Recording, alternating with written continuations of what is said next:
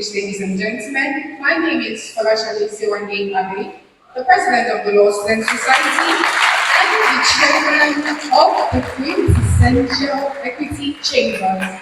It is a pleasure to have everybody here. I am so delighted because we have been planning Lawyard since last session, and it's a beautiful thing to see that it's happening today. So to my LSS team, to my equity team, to my lecturer, to the beautiful Dr. Abloye, our Vice Dean, to our distinguished guests, I say a very welcome and have a wonderful day. Thank you.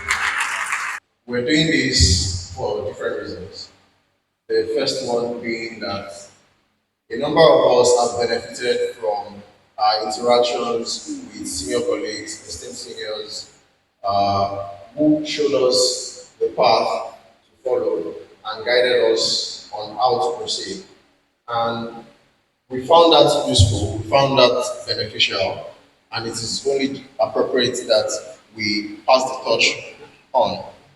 So I'm going to just tell you three short stories before I leave here. And the first story starts from Ijebode, my hometown. And it also starts with someone who is, of course, is not here, but I can't exactly tell my story about becoming a lawyer without mentioning him. His name is Mr. Tiami. He was my secondary school teacher. So when I was in JSS3 and I was about to decide what career to choose, we had this guidance counseling session with him, and he asked me, Tobi, what do you want to become? I told him I wanted to become a journalist. So you see, I always liked writing. I read anything and everything I could find, and I thought becoming a journalist would just be the perfect thing for me. And then he looked at me and said, your mom is spending a lot of money to send you to this school. If you become a journalist, you'll probably earn 30,000 naira and not be able to take care of her. Why don't you become a lawyer? You have the skills for it. And so, like the former minister for the FCT, Malam Nasser Rufai, describes himself as an accidental public servant, you might perhaps also say that I found my way into law as an accident, so perhaps I was an accidental lawyer at the beginning, but then, of course, I grew to love the profession, and I'm happy to have made that decision. But the point I'm really trying to bring out here is we need to be mindful of who we listen to, and then also conscious of who is looking out for us. And that is one of the things we are trying to do at Lawyard. And I'm grateful to everyone, our esteemed seniors and partners, sponsors who have supported that vision and are here today. The second story I'm going to tell you happened here in OAU. And so, having studied law or already in school to study law, I still had a lot of interest in journalism. And so I signed up to become a writer with Ife Learnings Extra, which was one of the press boards in the faculty. I'm sure at the basement now you do not see any press boards, but 12, 13, 15 years ago, there were press boards at the law basement. And so I rose to become the editor-in-chief of that particular press board.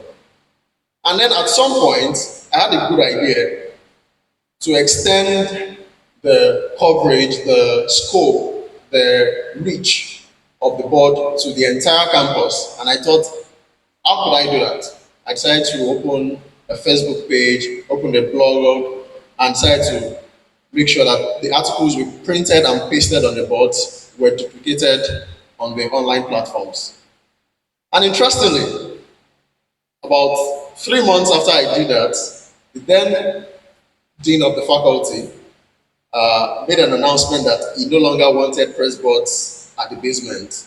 And so, because I had taken that decision to digitize our own operations, we're one of the few ones who were able to keep on doing what we're doing and able to serve people continuously. The point from this is you need to be conversant of the times and take steps to innovate, because sometimes when you remain in one particular state or continue to do one thing in the way you've always done it, you might find yourself, left behind at some point. And then the third story I'm going to tell you involves someone who is sitting here. And I'll show you why it is also integral to what we're doing. So in my first year as a lawyer, I was working with a law firm, and we had the opportunity to occasionally go out to attend conferences and events. And then there was this particular one I saw, and it was a training organized by the Nigerian Bar Association Lagos Branch Committee on Learning, Continuous Learning, and it was about the oil and gas sector. I picked some interest in the oil and gas sector, and I got intrigued by that particular training, but it was going to be paid for, and the budget for the law firm did not particularly cover that particular training. So I did something interesting. I looked up the organizer of the training, and I sent him an email explaining my interest in attending the training and why I was interested in attending the training. He responded to the email and said he liked my approach and then gave me a pass to attend that training. And then that event became my first introduction to the activities of the MBA. And from then on, he co-opted me into a committee that planned similar trainings for other lawyers. And from there, I began to be co-opted into other activities of the MBA and eventually became the chairman of the Young Lawyers Forum across the country. That person who invited me to that training is Mr. Tobina Erojikwe. And if I had not gotten the opportunity from Mr. Tobina, perhaps I may not have become as active as I became in the MBA and got the opportunity to do other things that I did. And that is why I'm more passionate about us continuing to create the opportunities for other people to learn something from the people who have gone before them. And that's why Lawyard is doing this.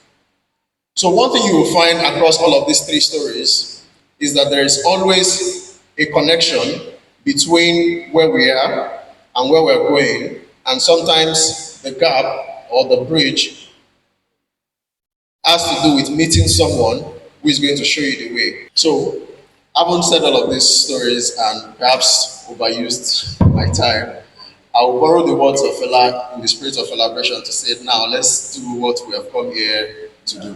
Thank you.